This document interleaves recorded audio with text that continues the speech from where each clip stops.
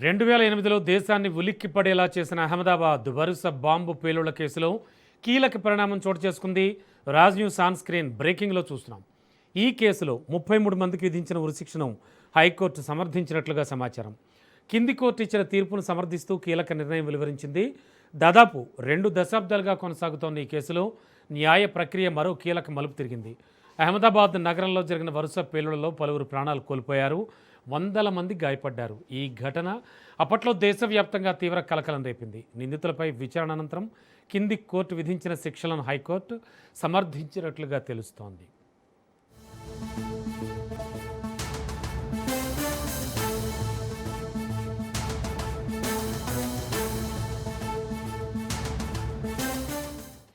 బ్రేకింగ్లో చూస్తున్నాం. 2008లో దేశాన్ని ఉలిక్కిపడేలా చేసిన అహ్మదాబాద్ వరుస బాంబు పేలుళ్ల కేసులో కీలక పరిణామం చోటు చేసుకుంది. ఇక ఇదే అంశానికి సంబంధించి లేటెస్ట్ ఇన్ఫో అందించడానికి మా కరెస్పాండెంట్ సైదులు సిద్ధంగా ఉన్నారు. సైదులు, అప్పట్లో చాలా సంచలనం సృష్టించిన కేసు అలా కోర్టులో నానుతూనే ఉంది. అయితే దీనికి సంబంధించి వెలువడిన తీర్పుకి సంబంధించి హైకోర్టు సమర్థించింది అంటున్నారు. యాక్చువల్గా జరిగింది ఏమిటి? సంచలనం సృష్టించినటువంటి 2008లో జరిగినటువంటి అహ్మదాబాద్ వరుస బాంబు పేలుళ్ల కేసుకు సంబంధించి ట్రయల్ నడుస్తూ వచ్చింది. సో ఈ రోజు కొద్దిసేపటి క్రితమే సంచలనమైనటువంటి తీర్పు గుజరాత్ హైకోర్టు ఇచ్చింది. సో పేలుళ్ల కేసులో మొత్తం 33 మంది ప్రధానంగా వీళ్ళందరూ కూడా ఈ యొక్క పేలుళ్లకు సంబంధించి ప్రధాన పాత్ర పోషించారని చెప్పేసి కూడా నిర్ధారించుకుంది. సో ఇక 33 మందికి ఉరిశిక్ష ఖరారు చేస్తూ సంచలనమైనటువంటి తీర్పు వెలువడించింది రమణ. గుజరాత్ హైకోర్టు 2008లో దేశాన్ని ఉలిక్కిపడేలా చేసినటువంటి అహ్మదాబాద్ వరుస బాంబు పేలుళ్ల కేసు అందరికీ తెలుసు. అసలు ఏం జరుగుతుందో తెలియనటువంటి పరిస్థితి ఆ రోజు. సో చాలా మంది ఒక్కసారిగా భయభ్రాంతులకు గురయ్యారు. వరుసగా అహ్మదాబాద్ లో బాంబు పేలుళ్లు జరుగుతున్నప్పుడు సో చాలా మంది కూడా దిక్కు తోచని స్థితిలో ఉండిపోయారు. చాలా మంది అక్కడ బాంబు పేలుళ్లు జరిగినప్పుడు చాలా మంది మరణించిన వాటిని చూసి కూడా అందరూ కూడా ఒక్కసారిగా తీవ్ర భయాందోళనకు గురయ్యారు. సో ప్రాణాలతో అందరూ కూడా అక్కడి నుంచి పారిపోయిన పరిస్థితి అందరికీ తెలుసు. కానీ ఇప్పుడు ఆ కేసుకు సంబంధించి ఎన్ఐఏ చాలా సీరియస్ గా తీసుకుంది, కేసు నమోదు చేసింది. సో ఎన్ఐఏ ఆ కేసు మొత్తం కూడా పూర్తిగా అప్పటి నుంచి కూడా 2008 నుంచి ఇప్పటి వరకు కూడా కేసు దర్యాప్తులో భాగంగా ఎక్కడ కూడా అన్ని మొత్తం కీలకమైనటువంటి ఆధారాలను కూడా సేకరించి కోర్టు ముందు పెట్టింది.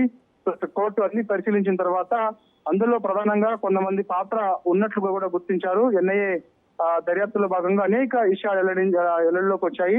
సో అందులో భాగంగా 33 మంది ఇందులో ప్రధానంగా ఈ యొక్క పేలులకు సంబంధించి కీలక పాత్ర పోషించినట్టుగా కూడా నిర్ధారణకు వచ్చారు. వారి పూర్తి వివరాలన్నీ కూడా ఇంటరాగేషన్ చేసిన తర్వాత సో అన్ని క్లూస్ టీమ్స్ అవన్నీ ఆధారాలను కూడా సేకరించిన తర్వాత సో కేసు ఎట్టి పరిస్థితుల్లో కూడా పక్కదారి పోకుండా ఉండేందుకు కూడా ఎన్ఐఏ చాలా కీలకమైనటువంటి పాత్ర పోషించింది అప్పటి నుంచి ఇప్పటి వరకు కూడా. సో ఇక గుజరాత్ హైకోర్టు సంచలనమైనటువంటి తీర్పు వెలువడిస్తూ కొద్దిసేపటి క్రితమే 33 మందికి ఉరిశిక్ష ఖరారు చేస్తూ ఈ యొక్క తీర్పు వెలువరించింది. దేశంలో ఇంతవరకు కూడా యాక్చువల్ గా ఇంత పెద్ద మొత్తంలో అంటే ఒకే దఫాలో 33 మందికి ఉరిశిక్ష దాఖలు చేసిన సంగతి ఎన్నడూ కూడా ఏ కేసులో కూడా లేదు రమణ. కానీ ఇప్పుడు ఈ కేసు 33 మందికి ఉరిశిక్ష విధిస్తున్నట్టుగా కూడా హైకోర్టు తీర్పు ఇవ్వడంతో సో చాలా మంది వారి యొక్క ఎవరైతే ఆనాడు 2008లో అహ్మదాబాద్ బాంబు పేలుళ్లలో ప్రాణాలు కోల్పోయారో కుటుంబ సభ్యులందరూ కూడా సో సరైన న్యాయం దక్కిందని కూడా వాళ్ళందరూ కూడా ఒక పక్క బాధ మరో పక్క సంతోషం వ్యక్తం పరుస్తున్నటువంటి పరిస్థితి కనిపిస్తుంది. సో ఖచ్చితంగా న్యాయం దక్కుతుంది, న్యాయం మా వైపు ఉందని చెప్పేసి కూడా వాళ్ళు అనేక సార్లు మీడియా ముందుకు వచ్చి మాట్లాడిన సందర్భం కూడా కనిపించింది. కాబట్టి సో 33 మంది ఇందులో చాలా కీలకంగా వ్యవహరించినట్టు కూడా హైకోర్టు గుర్తించి వారందరూ కూడా ఉరిశిక్ష విధించింది. కాబట్టి ఒకసారి ఇలాంటి కేసులకు సంబంధించి పరిశీలిస్తే ఎన్నడూ కూడా ఇంత పెద్ద మొత్తంలో ఉరిశిక్ష దాఖలు చేసిన సందర్భం ఎక్కడ కూడా లేదు. కానీ అహ్మదాబాద్ ఇచ్చినటువంటి తీర్పు ఏదైతే ఉందో ఒక్కసారిగా సంచలనంగా మారిందని కూడా మనం చెప్పుకోవచ్చు Ramana. Okay, thank you Saidulu.